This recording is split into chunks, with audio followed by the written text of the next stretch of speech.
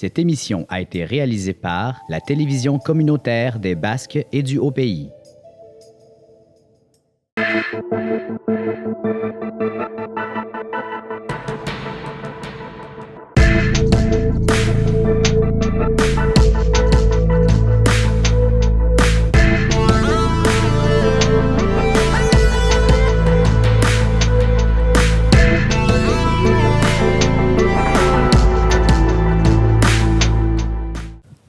Salut tout le monde et bienvenue à Info TCBH, l'émission d'actualité locale et régionale de la télévision communautaire des Basques et du Haut-Pays.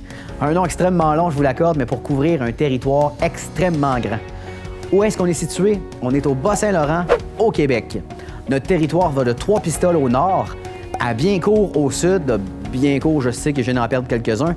Ça, c'est dans le Témiscouata. On va à Esprit-Saint dans la MRC de Rimouski-Neigette, donc à l'est de notre territoire, jusqu'à Saint-Modeste, dans la MRC de Rivière-du-Loup. Donc, c'est 21 municipalités sur un territoire assez étendu.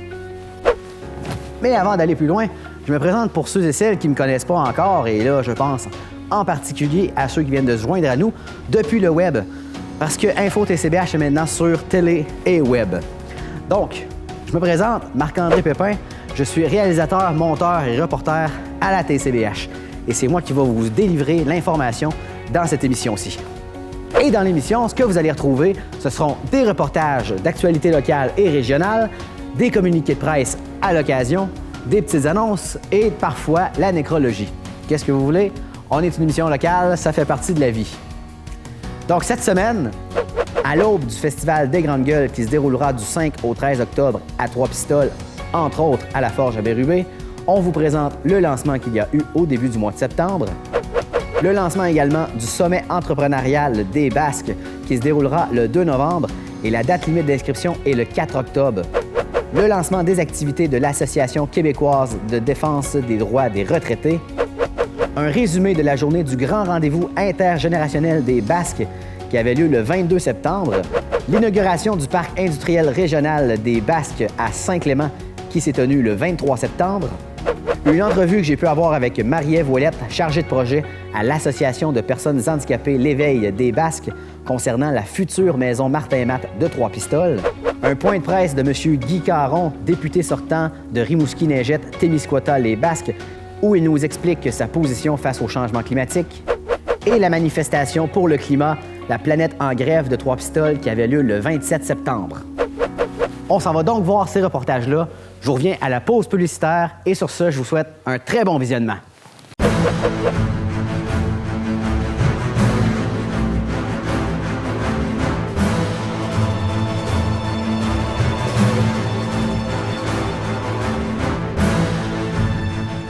Bonjour tout le monde, merci d'être ici aujourd'hui. On fait donc la conférence pour lancer officiellement la programmation de la 23e édition du Rendez-vous des Grandes Gueules. Donc, on va vous en dire un peu plus sur la programmation, puis sur les artistes invités, et un peu de détails aussi sur comment vous procurer les billets. La seule vérité des mensonges qui se disent ici, là, c'est que quand on annonce le Rendez-vous des Grandes Gueules, on sait que l'automne est à nos portes. Mais il faut en profiter, justement, parce que quand l'automne est à nos portes, on commence à être casanier un petit peu plus, puis profiter de ces situations-là qui sont des activités plus d'ordre culturel, plus à l'intérieur, puis d'en profiter.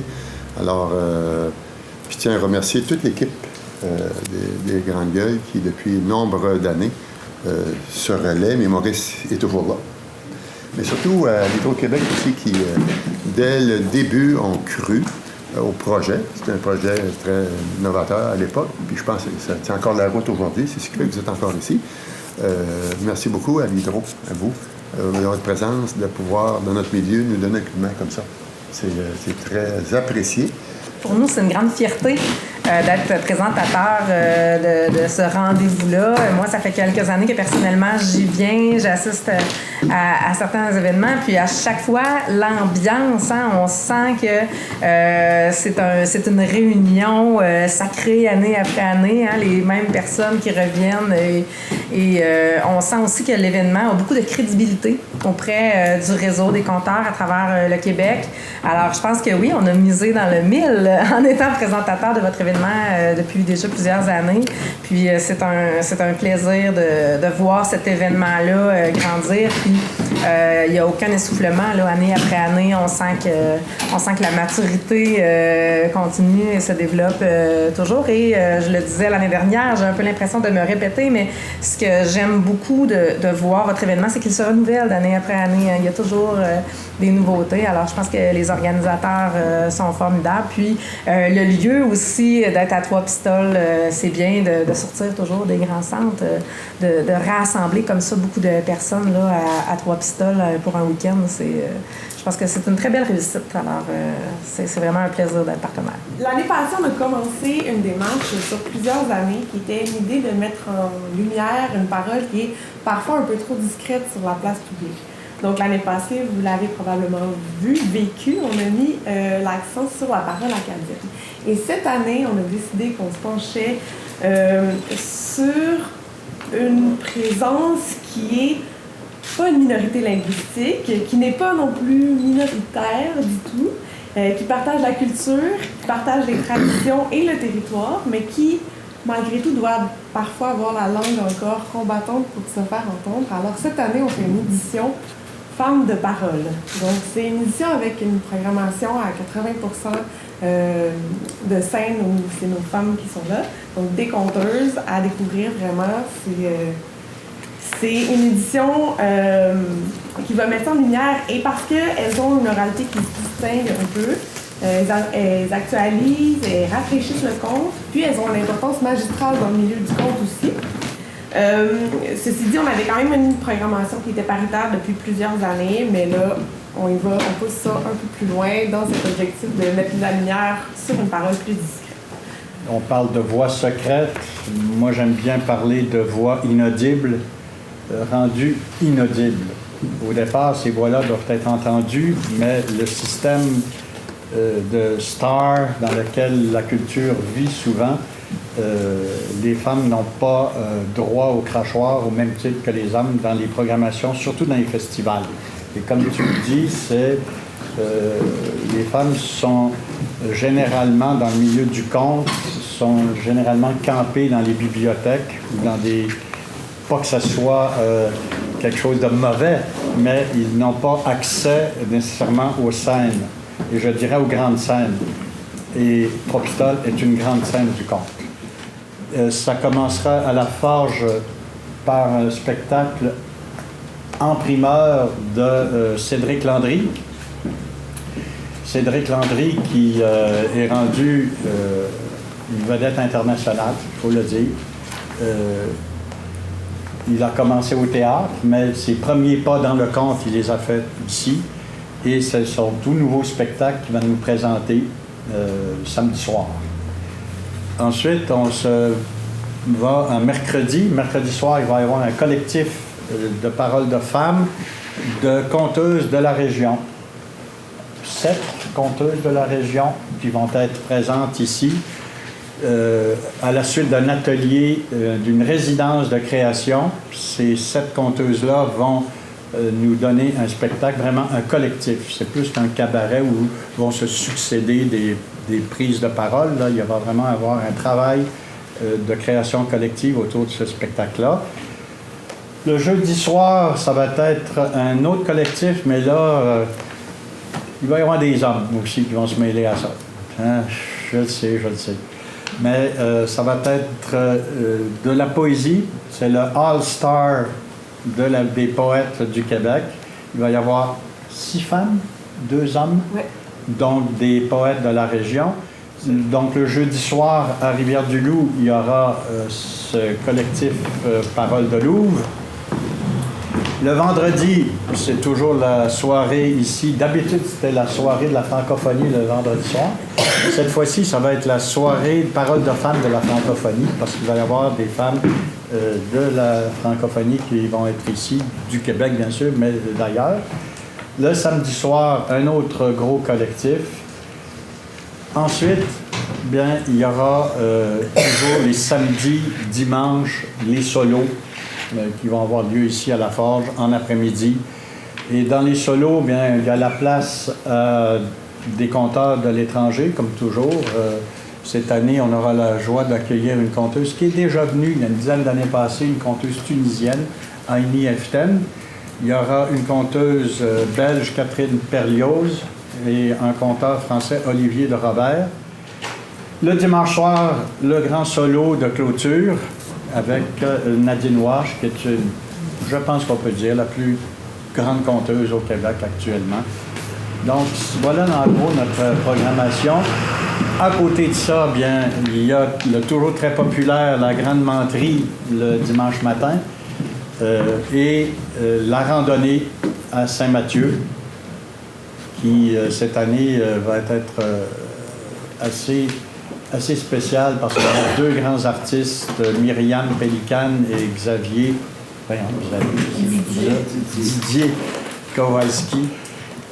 Didier Kowalski, qui vont faire un duo autour des sculptures de Luc Malenfant. Vous savez qu'on a le privilège dans la région des Basques d'avoir un sculpteur qui fait de la sculpture gigantesque et qui est propriétaire d'un boisé à Saint-Mathieu. Nos billets sont également en vente.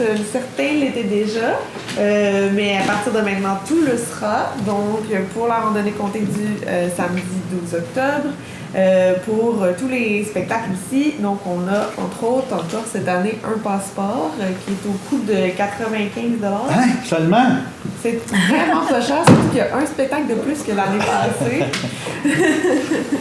Donc, ça comprend 9 spectacles payants donc, qui rentrent dans le 95 $. Donc, ça vaut le coup. C'est 75 $ pour les étudiants. Donc, parlez-en aux jeunes de la grande ville, entre autres. Et puis, ça implique 2 consommations à la forge ici. Et on a aussi un rabais pour les groupes de 4. Donc, pour 4 personnes qui achètent un passeport, ça coûte aussi 75 $. Donc, le prix étudiant. Donc, c'est assez intéressant pour ceux qui se préparent les fins de semaine.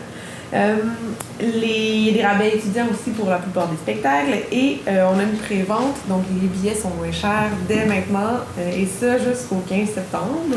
Donc c'est le moment de se garrocher dans nos différents points de vente qui sont entre autres à Trois-Pistoles au dépanneur Guérette, un fidèle allié depuis très longtemps, je crois. Depuis le début. Depuis le début. À Rivière-du-Loup, à la librairie J.A. Boucher. Depuis le début. Et à Rimouski, à la librairie L'Alphabet. Aussi. OK. Donc ça, c'est le point de vente physique et aussi en ligne sur lepointdevente.com ou sur notre site web. Tous les détails sont là. Et puis pour les spectacles en circulaire, les billets sont en vente à la porte même de chaque événement. Donc, à l'exception, je crois, du spectacle à Rivière-du-Loup qui a des billets en vente qui seront mis en vente bientôt.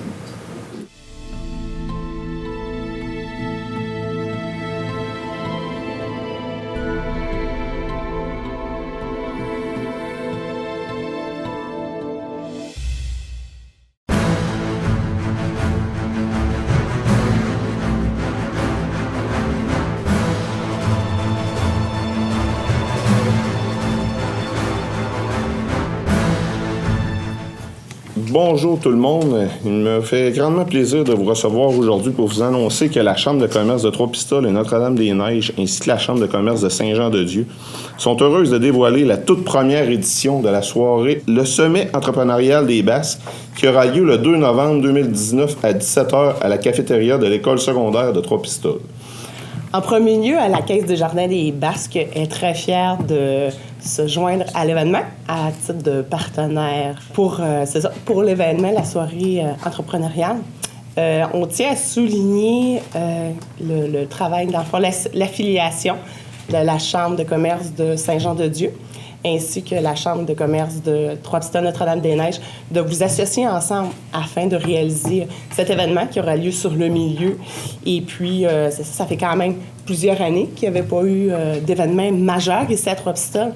Donc, on est vraiment très fiers de s'associer à l'événement à titre de partenaire. Et puis, on vous souhaite un heureux succès. Le comité, présentement, il s'affaire à l'organisation de l'événement. Là.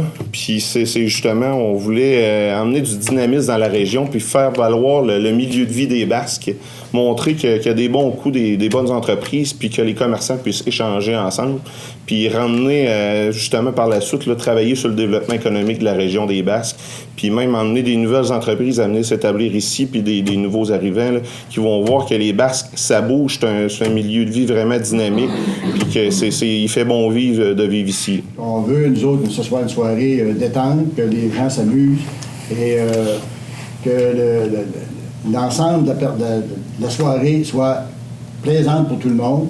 Et c'est pas de quoi qui va être, disons, trop guindé, là, c'est juste, on veut s'amuser.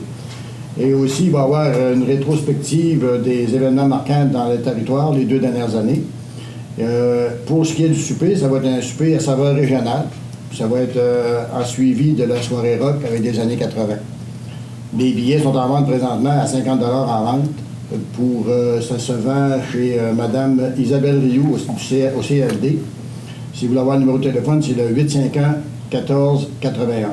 Parce que c'est ça, dans le fond, on a décidé de faire peut-être une formule parfois différente des soupers, reconnaissance gastronomique, où des fois, ça s'étire un peu durant le souper. Fait que nous, on va vraiment y aller avec un petit cocktail d'accueil. Les gens vont être reçus avec des petites bulles, les bouchées. Après ça, on va aller faire la remise de prix en rafale, le souper par la suite, puis après ça, on va avoir le show rock avec les blenders. Fait que les gens vont vraiment avoir le temps aussi d'échanger parce que oui, on veut reconnaître les bons coups, mais on veut que nos entrepreneurs, on sait que c'est pas toujours facile l'entrepreneuriat, fait qu'on veut qu'ils s'amusent, qu'ils échangent, puis que ce soit une fête pour eux également. Donc on va mettre en lumière leur réussite, mais avec la reconnaissance dont parlait Gaston, la rétrospective, mais on veut aussi montrer qu'il y a eu plein de belles choses qui se sont passées là, dans les dernières années, pas nécessairement juste du côté de l'entrepreneuriat, mais on a des sportifs qui se sont démarqués, il y a des nouveaux événements aussi qui sont nés. Alors, on va en profiter là, justement pour saluer les bons coups de toute la MRC des Basques. La soirée va être animée, dans le fond, la remise de prix va être animée par Marie-Hélène Gendreau, qui est native de Trois-Pistoles, qui connaît vraiment une belle carrière sur la scène artistique. Elle est diplômée du Conservatoire d'art dramatique. On l'a vu à la télévision dans Les Trois Petits Cochons, 30 vies, Complexe G, Lancé compte. L'été dernier, elle était au Théâtre du Bic.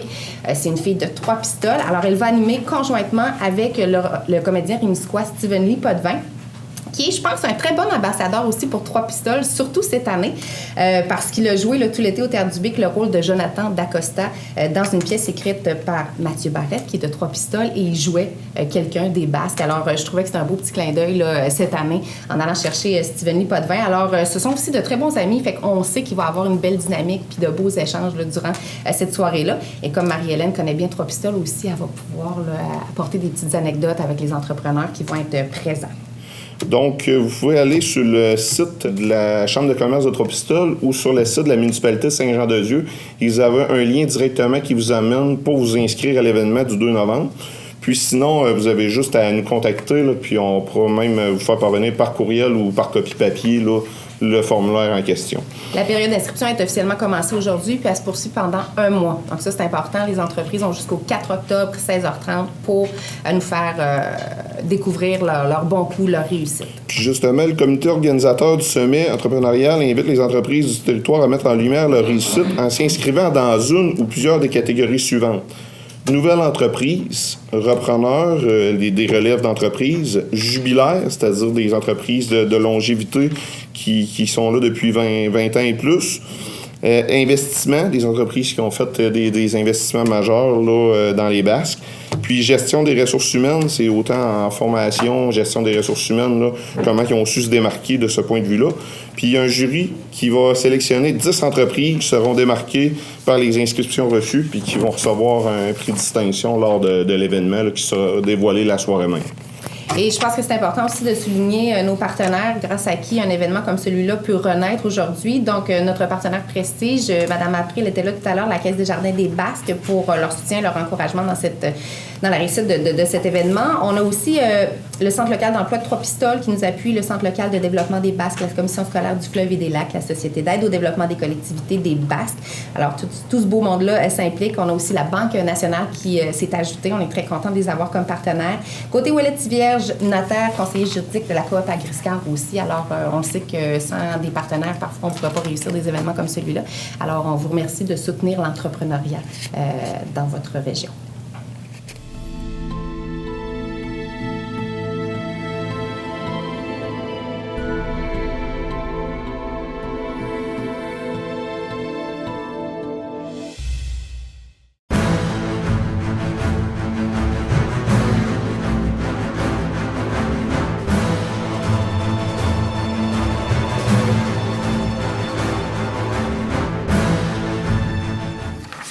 Alors, la QDA, en collaboration avec la MRC de Rivière-du-Loup, la Ville de Rivière-du-Loup, ainsi que le CIS du Bas-Saint-Laurent, a présenté un projet collectif au ministère de la Santé et des Services sociaux du Québec, favorisant les saines habitudes de vie chez les aînés printemps dernier. À la suite d'une réponse favorable par la ministre responsable des aînés des proches aidants, Mme Marie-Claire Blais, nous avons, Mme Marguerite Blais, merci. Nous avons invité les municipalités ayant un plan d'action Amis des aînés, ce qu'on appelle MADA, à offrir une programmation d'activités dans leur collectivité qui favorise l'acquisition et le maintien d'une saine alimentation et d'un mode de vie physiquement actif. De plus, un projet de boîte à bouger et la mise à jour du guide « Grouille avant que ça rouille » viennent compléter ce projet. Un montant de 32 000 nous a été alloué pour sa concrétisation. Les municipalités participantes sont Rivière-du-Loup, Saint-Arsène, l'Île-Verte, Saint-Antonin, Saint-Cyprien et Saint-Hubert de Rivière-du-Loup. Notre intention est d'agir en amont de l'apparition des problèmes de santé et nous souhaitons que ce projet soit une bougie d'allumage pour donner le goût aux aînés de prendre soin de leur santé en adoptant des saines habitudes de vie. En effet, l'adaptation d'un mode de vie physiquement actif et d'une saine alimentation favorise le vieillissement en santé et sont des facteurs de protection qui contribuent à réduire l'apparition de plusieurs maladies chroniques telles que le diabète, le cholestérol, les maux de dos, l'arthrose, l'Alzheimer, etc.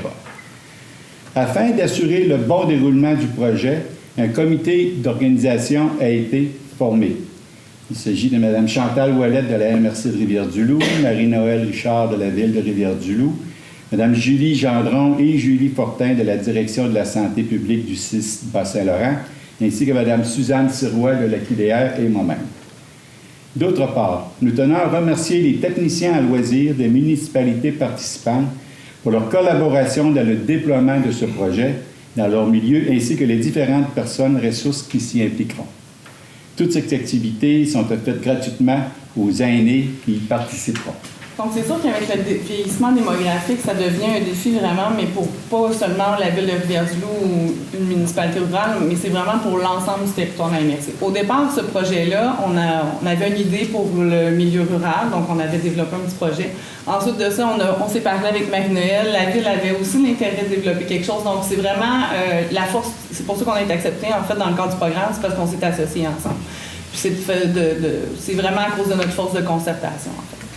Donc, c'est sûr qu'au niveau des municipalités, c'est important de s'adapter au vieillissement de la population, mais surtout au niveau de l'adaptation des services municipaux. Donc, la MRC, bientôt, va se lancer dans une démarche de municipalité Amis des aînés aussi, mais territoriale. Donc, là, présentement, on a travaillé avec les municipalités qui avaient déjà la reconnaissance MADA parce que le programme nous l'exigeait. Par contre, là, on va avoir l'ensemble de nos municipalités qui vont être couvertes maintenant par une politique comme ça. Donc, on est en train de faire un projet collectif à ce niveau-là. Donc, le projet dans lequel on travaille aujourd'hui va vraiment s'inscrire aussi dans cette démarche-là, puis va pouvoir avoir les retombées puis les efforts nécessaires qu'on souhaitait, en fait, pour l'amélioration de la qualité de vie de nos aînés, mais sur l'ensemble du territoire. La programmation de loisirs des municipalités, habituellement, sur notre territoire, est vraiment adaptée par rapport aux jeunes, aux familles, aux personnes seules. Par contre, au niveau des aînés, on n'avait pas beaucoup de choses qui se démarquaient, à part au niveau du territoire de la ville. Donc, on a été soucieux de ça. Donc, ça amène vraiment une belle diversité au niveau de la programmation des municipalités rurales, surtout. Puis, on utilise aussi pleinement les infrastructures aussi qui sont adaptées de plus en plus maintenant avec l'amélioration des centres de loisirs ou des salles communautaires. Donc, c'est sûr que d'assurer ces activités-là directement dans les municipalités, ça évite les déplacements, en fait, de nos aînés. Parce qu'en milieu rural, c'est un des éléments les plus importants, en fait. C'est un défi, le déplacement. Donc, de faire affaire avec des professionnels qui se déplacent directement dans les municipalités, c'est vraiment fantastique. C'est important de noter que chaque activité va se dérouler dans toutes les municipalités. Donc, c'est vraiment beaucoup de ressources qui sont mobilisées, puis ça fait une grosse programmation intense, solide, puis je pense que ça va être le fun. Donc, les nutritionnistes vont aborder plusieurs thèmes, puis les thèmes qu'on a décidé avec les nutritionnistes, c'est vraiment des thèmes qui ont été nommés par les aînés lors des consultations publiques, dont nourrir son corps et son esprit. On sait que le nouveau guide alimentaire canadien a eu un certain effet, un certain impact sur les gens. Et là, les aînés disent, moi, les protéines végétales, le quinoa, j'ai aucune idée c'est quoi, je ne sais pas. Fait qu'on va l'aborder là-dedans. Fait que ça va leur donner un coup de main. Et on va aussi apprendre là, la lecture des étiquettes nutritionnelles, là, parce que ça représente un défi des fois. Mieux comprendre la nutrition, c'est le deuxième atelier. Fait que c'est vraiment de démystifier les mythes par rapport à ça. Quels aliments pour la santé cognitive, l'énergie, le diabète, l'Alzheimer. Fait que vraiment, on travaille là-dessus dans le deuxième atelier. Le troisième atelier avec les nutritionnistes sera cuisiner pour 1 à 2 personnes à coût raisonnable. C'est évident que ça a été demandé. Souvent, ils sont seuls. Souvent, ils mangent quelque chose sur le coin de la table. Fait que là, on va vraiment leur montrer comment faire un bon repas avec pas beaucoup de budget puis pour que ce soit plaisant dans l'assiette. Après tout ça, quand on s'est inscrit à ces 3 belles activités-là avec les nutritionnistes, on peut aller mettre en pratique dans les cuisines collectives qui vont se dérouler dans les 6 municipalités, mettre en pratique tout ce qu'on a appris. Fait que des groupes de 10, 12, 14, on verra, qui vont pouvoir cuisiner tout ça et repartir avec leur plat. Peut-être ça va leur donner envie également de, par la suite, continuer à se rencontrer pour cuisiner. Ensuite, entraînement en salle avec entraîneur, il y a 2 municipalités qui vont l'avoir, celui-là, soit Saint-Arsène et Rivière-du-Loup, qui sont les 2 municipalités qui ont des gyms. Effectivement, tantôt, M. Lebel a mentionné que ça l'avait été demandé par les aînés. Effectivement, moi, chez nous, à Rivière-du-Loup, c'est énormément demandé par les aînés de l'entraînement en salle avec un entraîneur. Je ne veux pas y aller tout seul, j'ai peur de me faire mal. Et là, on va avoir 10 magnifiques séances avec un kinésiologue. Donc, à Saint-Arsène et à Rivière-du-Loup, avec un entraîneur qui va être là. Ça va se dérouler parfaitement et gratuitement en plus, ce qui est important de le souligner, là, parce que pour le gym, c'est assez rare. Les municipalités qui n'ont pas le gym vont avoir Mon équilibre, mon autonomie, qui sera dispensé par un kinésiologue également. Et Mon équilibre, mon autonomie, à Rivière-du-Loup, ça fait déjà quelques années qu'on l'utilise. On a des groupes de 20, 25, ça roule. Et puis, c'est vraiment le maintien de l'équilibre, travailler le tonus musculaire, toutes des activités qu'on peut facilement reproduire à la maison. Donc, c'est assez simple avec presque pas de matériel. Les gens adorent ça. Et en plus de ça, oui, c'est beau travailler l'équilibre, l'autonomie, mais le fait de se retrouver en groupe et créer un réseau social, c'est assez le fun là, pour les aider. Également, parallèlement à ça, au conditionnement physique, puis la remise en forme, puis le bien manger, il y aura également des coffres à bouger, un peu dans le même principe que les coffres à jouer qui se retrouvent dans la municipalité. Ici, vous en avez un là, également à Saint-Arsène. Donc, ces coffres-là seront conceptualisés par les étudiants du cégep, les étudiants ici, les étudiants de Marie-France, qui auront à déterminer quel jeu ils placent dans un coffre ou dans une mallette. Et ces coffres et ces mallettes-là seront distribués dans les 6 municipalités participantes, aux techniciens loisirs, dans les résidences. Donc, c'est un gros travail que les étudiants auront à faire parce qu'il va falloir qu'ils aient consulté les aînés à savoir qu'est-ce qui est pertinent, qu'est-ce qui l'est moins. Il ne faut pas oublier qu'il y a une clientèle autonome, moins autonome, pas autonome. Il y a des aînés qui sont pré-retraités, retraités. Tu sais, il y a beaucoup de réalités là, quand on parle d'aînés. Fait que, ils vont avoir un géant travail à faire. Et après ça, quand ils auront fait tout ce travail-là, ils vont traverser et ils vont aller voir les messieurs de l'atelier de menuiserie à Rivière-du-Loup. Et ils vont demander, moi j'ai besoin d'une boîte, telle grandeur. Et ce sera les membres de l'atelier de menuiserie communautaire de Rivière-du-Loup qui feront ces belles boîtes. Le guide Grouille avant que ça rouille, qui fait toujours un peu rire quand on le nomme, a été conçu il y a plusieurs années, en fait, à la ville de Rivière-du-Loup par une kinésiologue qui était venue travailler durant l'été. Et puis, c'est vraiment un guide qui est imagé, pour pas se faire mal, c'est vraiment des étirements, des exercices à faire à la maison, mais tous les mouvements sont illustrés avec des photos. Et puis, je vous dirais qu'on le remet encore, mais je vous dirais qu'il y aurait besoin un peu d'amour. Puis, je pense qu'il faudrait le remettre un peu au goût du jour. Là, en faire un modèle 2.0. Fait que c'est ce qui sera fait là, en collaboration avec la belle Julie Fortin du Célesté.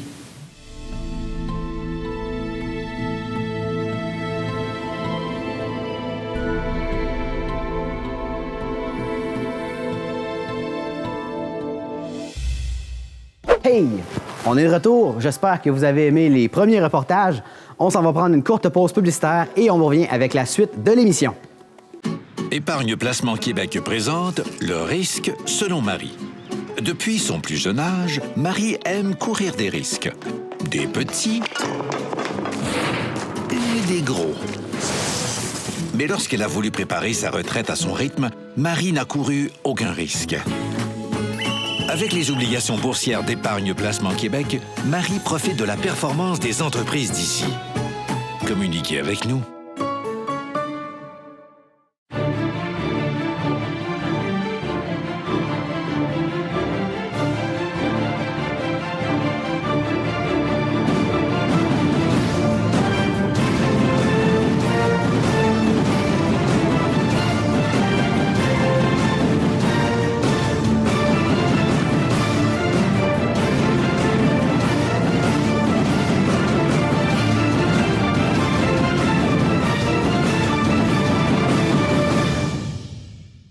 Épargne Placement Québec présente Le risque selon Renaud. Renaud a toujours eu un goût prononcé pour le risque. On pourrait même dire qu'il aime prendre le risque à deux mains. Mais quand est venu le temps de réaliser son projet de retour aux études, Renaud n'a pris aucun risque. Avec les obligations à taux progressif d'Épargne Placement Québec, Renaud bénéficie d'un placement à la fois sûr, flexible et rentable. Communiquez avec nous.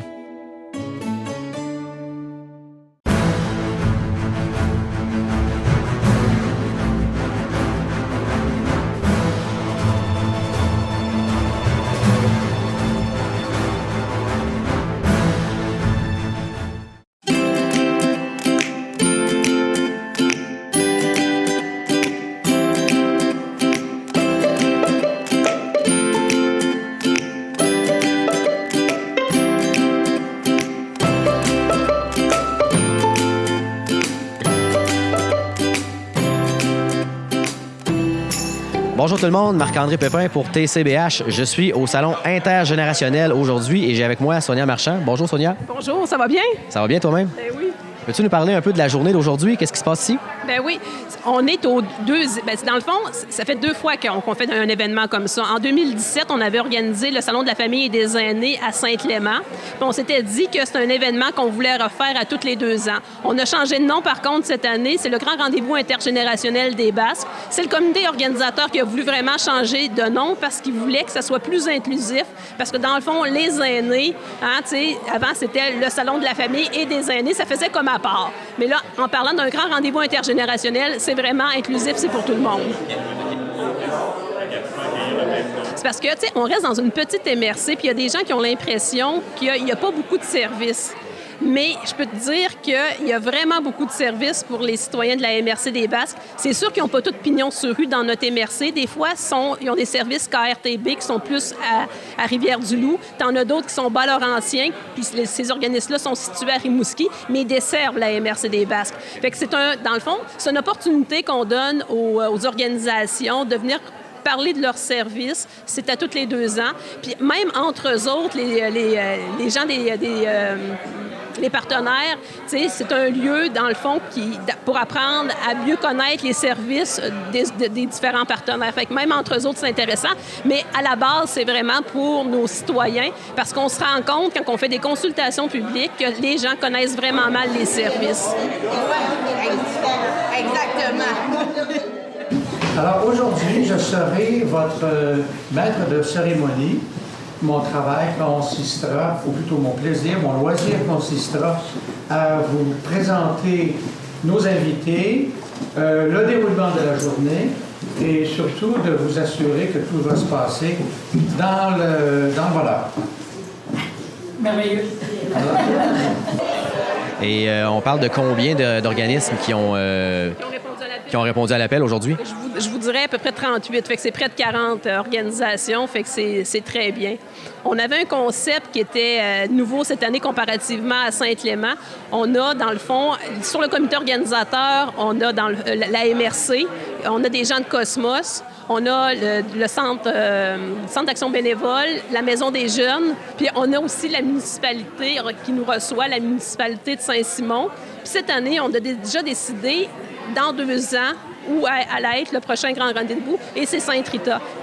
Bon, ben on te souhaite un très bon grand rendez-vous intergénérationnel. Merci beaucoup, puis c'est gentil à vous d'être venu.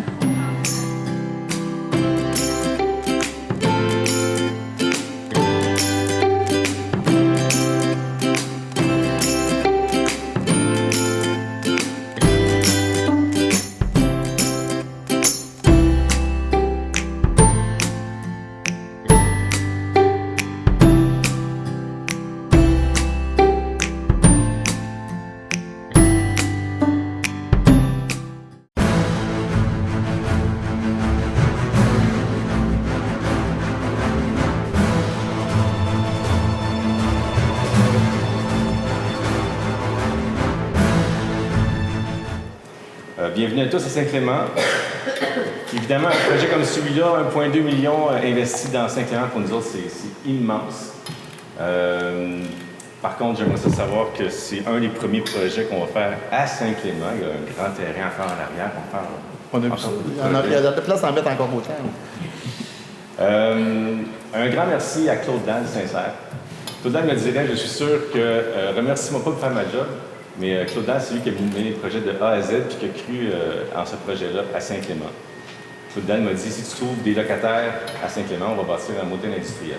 Alors, ce qu'on a fait, nous autres, c'est on a tenu une séance d'information à Saint-Clément. Puis, on a présenté un peu le projet. C'était toujours hypothétique. Puis, il y a des gens qui ont signé une feuille à la fin qui ont dit, ben oui, s'il y avait un motel industriel à Saint-Clément, ben, les autres, on s'intéressait à lui les locaux. Donc, on a eu 6 ou 7 noms. On a avancé comme ça rapidement. Finalement, c'est ça. Donc, Stéphane a été une de ces personnes-là qui a accepté donc de signer le bail. Puis, félicitations Stéphane pour ton entreprise. Merci aussi aux sœurs Caron là, pour Servimac à côté. C'est important pour Saint-Clément, entre autres pour notre gros défi, nous autres, c'est les jeunes familles. Amener les jeunes familles à Saint-Clément. Les jeunes, entre 16 et 22 ans, on les perd dans les petits villages parce qu'ils s'en vont à l'école, ils s'en vont étudier à l'extérieur. Fait que notre gros défi, nous autres, c'est de les ramener ici dans nos régions, puis qu'ils reviennent aussi à leur municipalité d'origine. Donc, une entreprise comme ça qui a des emplois, puis une entreprise comme ça qui ne va pas s'installer dans une grande région, pour nous autres, c'est vraiment, vraiment important. C'est la preuve qu'on peut faire des affaires dans une petite municipalité puis qu'on peut survivre. Là, on annonce aujourd'hui, on ouvre, là, on inaugure l'ouverture de nos premiers locaux. Pour nous, ça faisait longtemps qu'on attendait après ça. On est fébrile de faire ça. On n'en est pas à nos derniers, je vous dis. On travaille sur beaucoup de projets présentement. On travaille à un projet à Saint-Jean-de-Dieu qui devrait voir le jour, dans lequel on devrait vous inviter dans les prochains mois, dans la prochaine année certainement. On travaille à des projets aussi à Notre-Dame-des-Neiges. On travaille sur des projets à Trois-Pistoles. J'ai entendu dire quelque chose à Saint-Simon et j'ai entendu dire quelque chose à Saint-Éloi. Je pense que notre idée va faire du chemin. Je pense qu'on répond dans une petite MRC comme nous à ce besoin-là d'inscrire, de garder nos entreprises. Qu'est-ce que ça fait quand on garde nos entreprises? C'est que ça permet la vitalité, l'occupation dynamique du territoire. Pourquoi depuis 40 ans, 50 ans, nos municipalités se vident? Les entrepreneurs hésitent à investir chez nous. C'est parce qu'ils trouvent quelque chose de mieux ailleurs. Redonnons à ces entrepreneurs-là ce besoin-là. Dans la MRC des Basques, c'est rare qu'on se flatte la bédaine de nos bons coups. Tu sais, on a toujours l'impression d'être arrogant quand on fait ça. Mais je pense que le parc industriel régional éclaté de la MRC des Basques, c'est quelque chose d'extrêmement innovant. C'est quelque chose qui est à peu près unique au Québec. C'est quelque chose qu'on a découvert, en fait, en lisant les lois. Tu sais, la loi des affaires municipales, c'est 3 gros volumes dans lesquels il y a une partie qui s'appelle, Claude, tu me reprendras, c'est la loi sur les immeubles industriels municipaux. C'est ça? OK. Puis ça mérite d'être lu, cette loi-là, parce que c'est des chapitres qu'on ne lit pas souvent parce que ça ne s'adresse pas à beaucoup de monde. Au Québec, on est habitué à un modèle de parc industriel qui est défini de façon cartésienne, avec du bornage, puis des carreaux bien spécifiques. Nous, notre parc industriel, la loi nous permet de faire ça.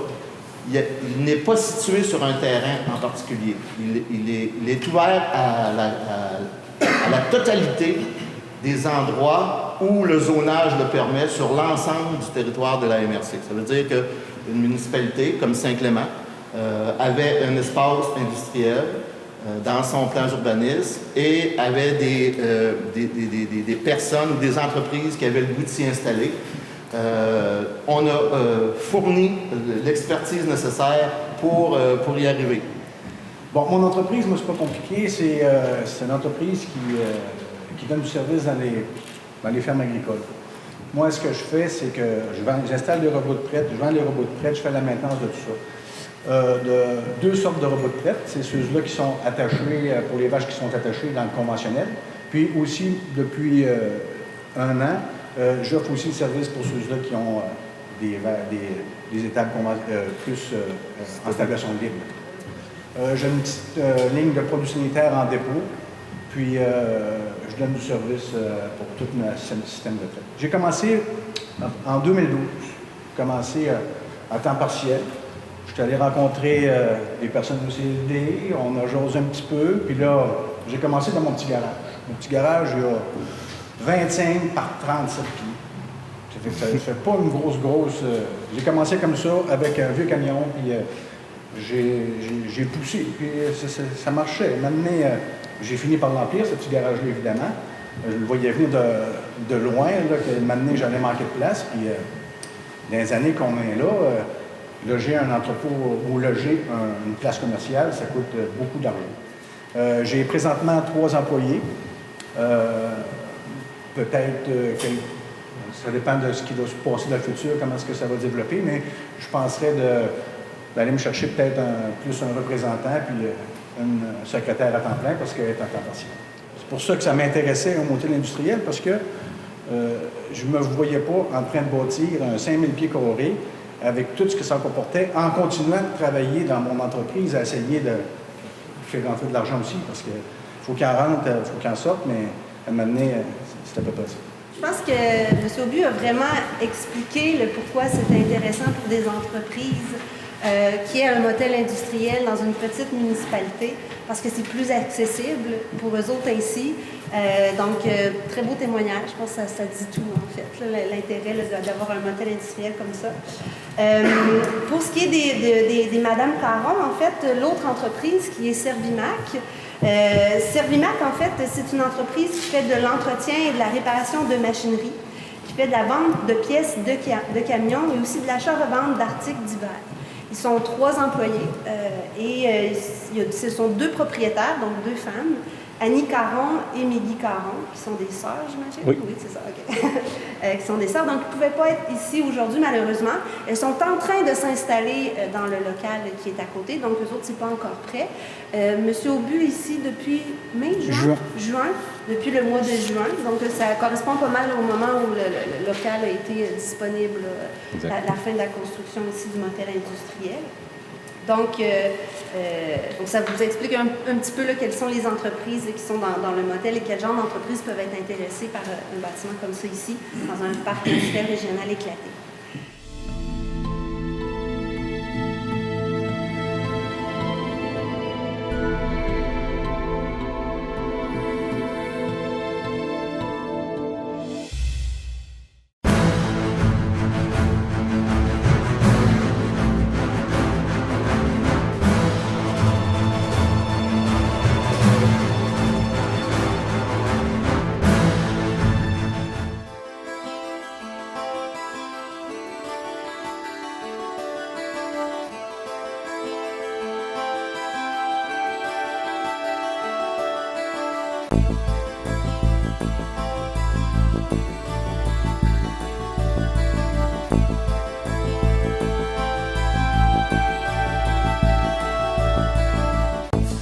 Bonjour tout le monde, Marc-André Pépin ici à 3 pistoles devant le bâtiment de la maison, la future maison Martin et Marthe, je devrais dire, avec Marie-Ève Ouellette. Bonjour Marie-Ève. Bonjour, bon matin.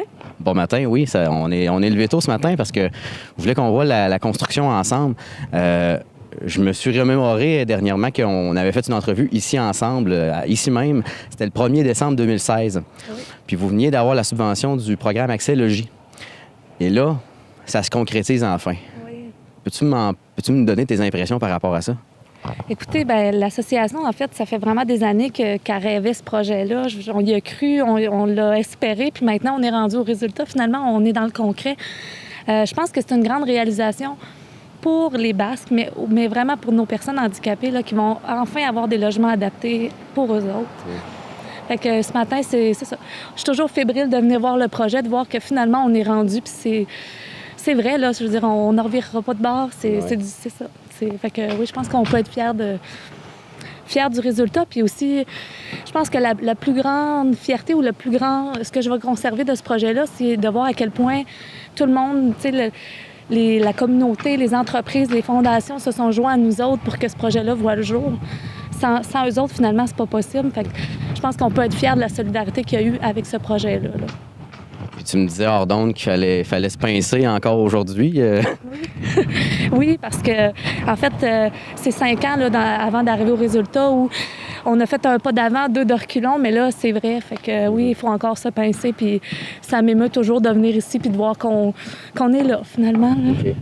Puis là, on voit les murs, on voit la charpente du plafond qui a été installée aussi. Qu'est-ce qu'il reste à faire?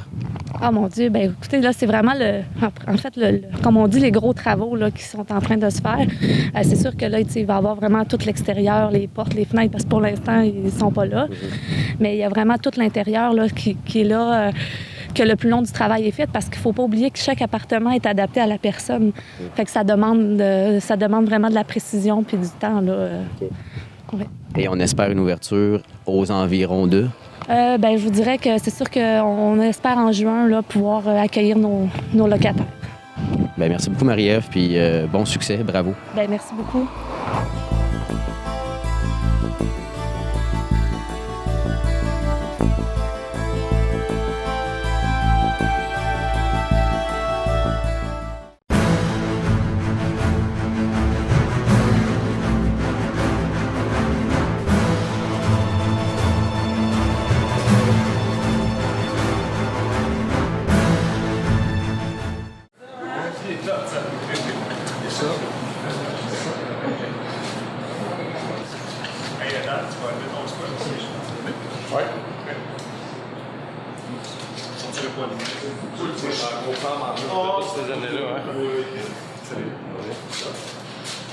Comment tu t'es installé?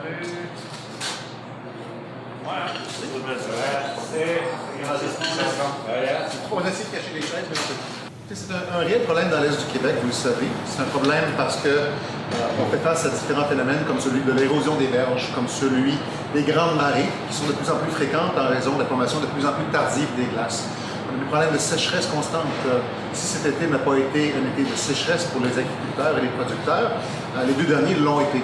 Alors, en ce sens-là, nous faisons face à différents défis, des défis qui vont aussi toucher éventuellement le fleuve Saint-Laurent.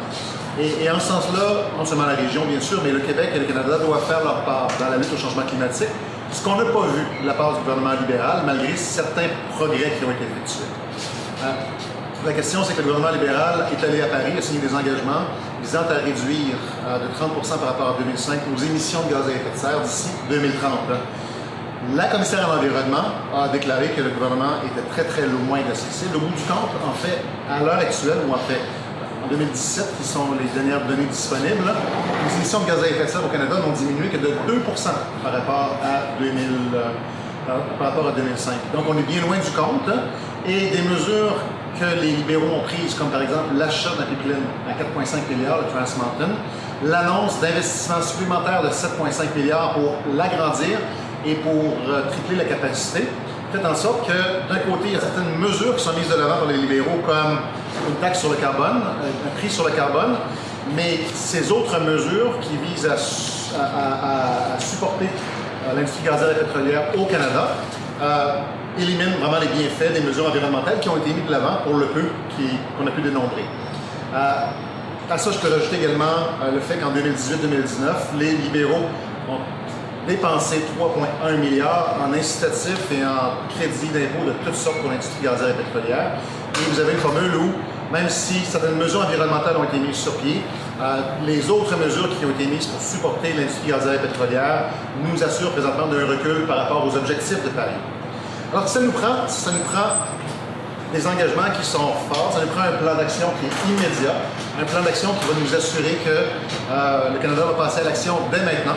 Et c'est la raison pour laquelle le NPD a un plan de 15 milliards, d'investissement de 15 milliards en 4 ans pour dès maintenant lutter contre les changements climatiques.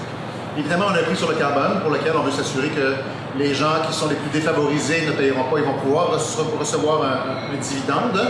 Mais il y a d'autres mesures qui doivent être mises de l'avant. Et lorsqu'on sait qu'au niveau des changements climatiques, au niveau de l'émission de gaz à effet de serre, l'un des domaines, à l'exception du domaine gazier pétrolier, l'un des domaines les plus significatifs, c'est le domaine des transports. Alors, on ne peut pas avoir de lutte efficace au changement climatique si l'on ne s'adresse pas, si l'on n'aborde pas la question de l'électrification des transports. C'est l'un des 2 grands axes du plan du NPD. Avec l'électrification des transports, on veut accélérer la production et l'utilisation de la voiture électrique. Le précédent gouvernement a décidé d'établir un incitatif, un crédit de 5 000 $ à l'achat d'une voiture électrique ou à l'achat d'une voiture à zéro émission.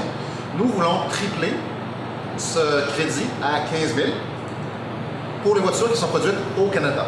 Donc, on veut pouvoir s'assurer que non seulement l'incitatif va être plus grand à en acquérir une, mais également le fait que le Canada se doit de commencer à développer son industrie automobile électrique à zéro émission. Nous voulons également abolir la taxe de vente sur les véhicules électriques. On veut pouvoir développer les incitatifs à l'utilisation d'un mode de transport qui est encore très peu utilisé malgré le besoin qu'on en a. Le NPD veut également favoriser avec le Québec l'établissement de bornes beaucoup plus accessibles qu'elles le sont présentement et éventuellement aider l'industrie dans la question de la recherche et du développement pour accroître l'autonomie le plus largement possible.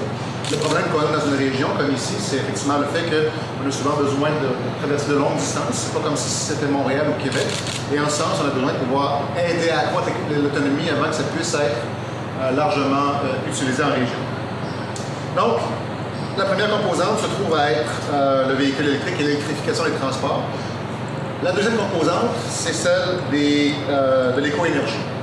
Bien des programmes éco-énergétiques ont été développés au Canada ces dernières années et abandonnés. C'était le cas aussi pour le Québec. On a besoin de se fixer un objectif parce que la perte d'énergie, l'utilisation d'énergie et l'émission de gaz à effet de serre due au parc immobilier canadien est très élevée. Et on doit pouvoir aider l'ensemble des domiciles, industries et commerces à pouvoir limiter leurs émissions de gaz à effet de serre en améliorant l'efficacité énergétique de leurs bâtiments. Le problème avec les programmes précédents, c'est que seuls les mieux nantis pouvaient en profiter. Il fallait dépenser l'argent pour faire les rénovations et ensuite pouvoir espérer un retour d'impôt de la part du gouvernement fédéral. Ce que nous proposons, c'est de pouvoir avancer l'argent directement à l'ensemble des résidences, l'ensemble des propriétaires qui veulent aller dans cette direction, qui veulent rendre leur bâtiment éco-énergétique, et de s'assurer que ce montant puisse être remboursé à même les économies d'énergie qui auront été effectuées. Donc, qui dit économie d'énergie dit dépenses moins élevées et donc plus grande épargne qui pourra être utilisée pour rembourser les montants qui sont avancés. Alors, je vous dirais qu'on a entendu des belles choses de la part des libéraux depuis 2015, particulièrement à Paris, mais entre la parole et les actions, il y a eu un grand pas que la commissaire à l'environnement au niveau fédéral a déterminé qu'il n'était réellement pas suffisant. En fait, les libéraux ne sont pas en position présentement d'atteindre leur cible de réduction des gaz à effet de serre. Le NPD, lui, voit l'urgence climatique et voit la nécessité d'agir maintenant. Et c'est la raison pour laquelle nous avons un plan concret. Et j'ai terminé en disant que ce plan concret, au bout du compte, évidemment, vise à accélérer la transition vers des énergies renouvelables et vers la production de ces énergies. Évidemment, ça a toujours un prix. Et ce coût, bien, c'est de se détourner de certaines autres industries, entre autres au niveau gazier pétrolier. Un programme comme celui qui doit être mis de l'avant par le Canada pour lutter contre les changements climatiques ne peut se faire que s'il est centré autour des besoins de la main-d'œuvre. Que si les travailleurs et travailleuses sentent que le gouvernement est derrière pour les appuyer dans cette transition. Alors, le plan du NPD est résolument tourné vers les besoins de la main-d'œuvre, résolument déterminé par le fait que cette transition doit être appuyée et que les gens ne doivent pas craindre pour leur niveau de vie. Et pour moi et pour le parti également, c'est absolument essentiel parce que Au bout du compte, c'est les travailleurs et travailleuses de l'ensemble des provinces, incluant l'Alberta, qui auront à déterminer le plan qui sera mis de l'avant pour contrer l'urgence climatique ou là-bas. Alors, en gros, c'est les deux présentations principales du NPD en matière de changement climatique. Vous savez vraisemblablement que mon collègue Hugo Latulippe va avoir une conférence de presse à 11h ce matin pour parler d'une initiative qu'il désire mettre de l'avant pour Montmagny, Lillec, Kamouraska-Rivière-du-Loup. Nos présentations sont complémentaires. Et lui, comme moi également, seront présents à la marche pour le climat, qui aura lieu ici à Rimouski et à Rivière-du-Loup. Et je ne suis pas sûr s'il y en a un à la Pocatière, mais au moins à Rivière-du-Loup pour vendredi. Alors nous serons en train de marcher avec les gens qui réclament de l'action immédiate pour lutter et contrer les changements climatiques.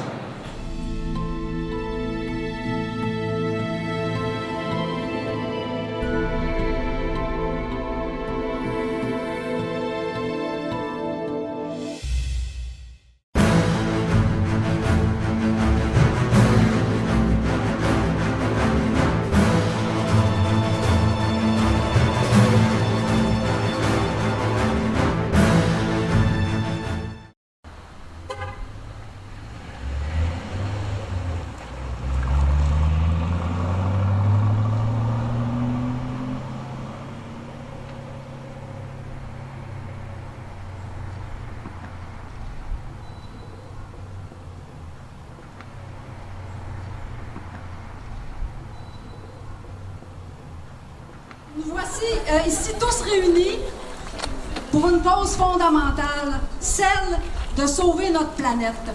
Cette planète qui nous permet encore de respirer pour le moment.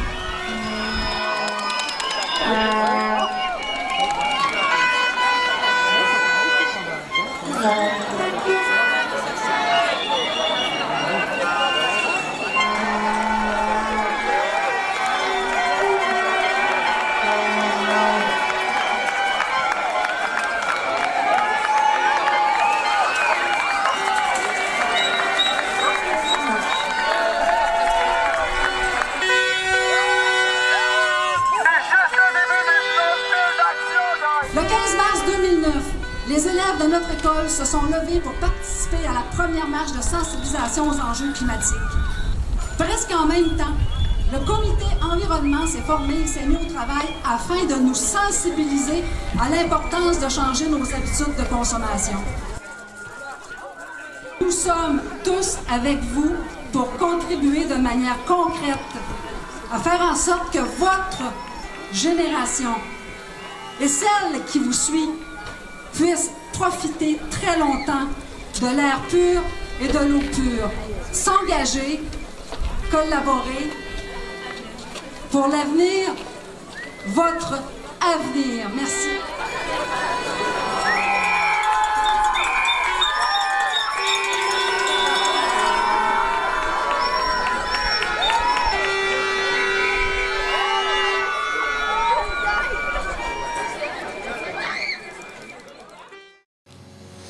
C'est maintenant tout pour moi. J'espère que vous avez aimé l'émission de cette semaine. Si vous avez des questions, des commentaires ou même des suggestions, vous pouvez nous en faire part par courriel, au téléphone ou sur le web directement sous la vidéo en nous écrivant un commentaire.